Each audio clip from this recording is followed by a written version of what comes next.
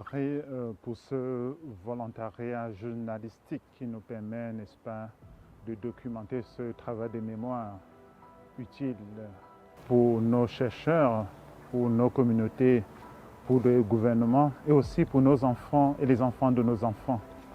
Vous étiez avec moi au musée ethnologique à Humboldt Forum de Berlin. Vous m'avez suivi en Suisse dans les différents musées qui abritent des collections camerounaises. Vous m'aviez suivi également au British Museum à Londres, au musée métropolitain à New York. Nous étions également au musée du Monde Vet Museum à Vienne. Voilà, tout ce parcours témoigne, n'est-ce pas, de l'importance de construire et d'informer l'opinion publique sur un sujet potentiellement sensible, c'est la restitution. Je suis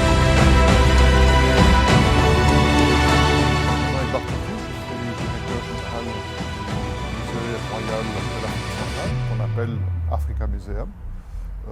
C'est un plaisir et un honneur de recevoir une délégation camerounaise, même si les 2/3 jusqu'aux 3/4 des collections sont en provenance du Congo. Pour nous, il est important d'avoir un dialogue avec toutes nos parties prenantes. Et donc, des délégations qui viennent de l'Afrique au sud du Sahara sont toujours les bienvenues ici, particulièrement le Cameroun. Nous hébergeons dans ce musée des collections d'à peu près 800 pièces d'objets culturels, d'instruments de musique, d'objets historiques qui sont en provenance du Cameroun. Et pour nous, il est important de dialoguer là-dessus. Il faut éviter que ces collections, qu'elles soient cachées, elles sont hébergées ici, elles sont dans les réserves. Mais par exemple, nous travaillons pour permettre l'accès à ces objets, au moins de manière virtuelle, par Internet. Vous pouvez consulter nos archives et les données sur les collections.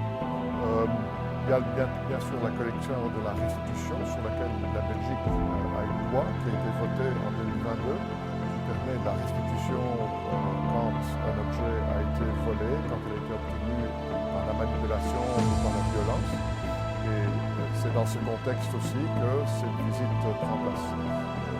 Le dialogue entre les cultures est essentiel et la question de la restitution en fait partie.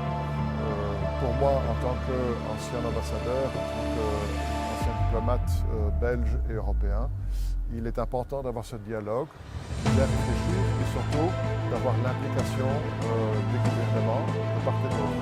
Parce que les jeunes objets qui sont ici actuellement, d'un point de vue juridique, ils sont la propriété de l'État belge.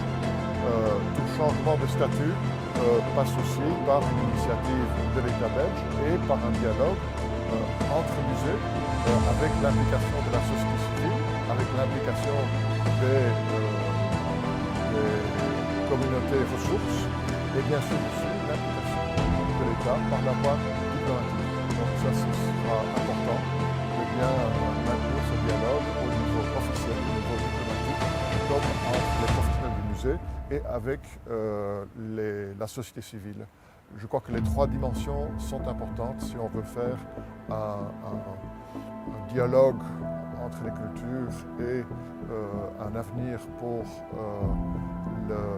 un avenir propice à de bonnes relations et surtout aussi à une restitution qui se passe bien pour toutes les parties prenantes. Impeccable. Merci beaucoup, monsieur le directeur.